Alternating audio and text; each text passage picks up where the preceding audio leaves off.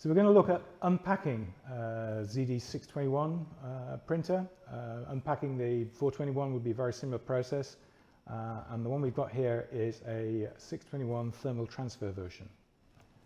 So you open the box up. First thing you see on the inside flap is a little packing guide. So if you ever have to put the printer and its parts back in the box, that's the guide to how to do it. First thing you get, or you see when you open up, are these spindles. These spindles are used for the ribbon.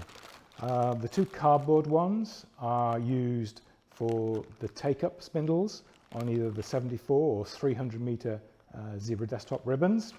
And the two yellow plastic ones are used if you're not using a zebra desktop printer but a third-party one. You use those to mount a third-party ribbon into the printer.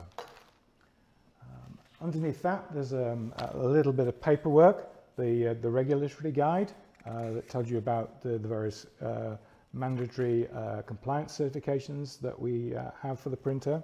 A very short safety guide in multiple languages. Some QR codes on a card that give you links into frequently requested places, so quick answers, downloads and the like on a QR code lookup. And then probably most importantly is the quick start guide.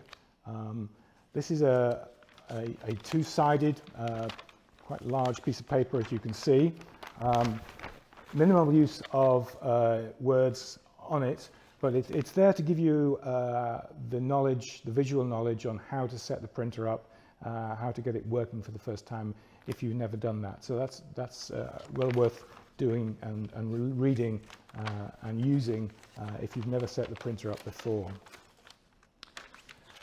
So underneath those documents are the two flaps that open up, and you get some cables, a UK power cord, Euro power cord, and a USB cable. And also there will be the desktop power supply. So standard Zebra desktop power supply to plug in the back of the printer. You take this piece of protective cardboard out, and underneath that is the printer. Careful when you're lifting the printer out of the box in a plastic bag. And there is your ZD621 thermal transfer printer. So if you haven't set it up before, the next thing to do would be to look at that quick start guide that I mentioned and get your printer connected and printing.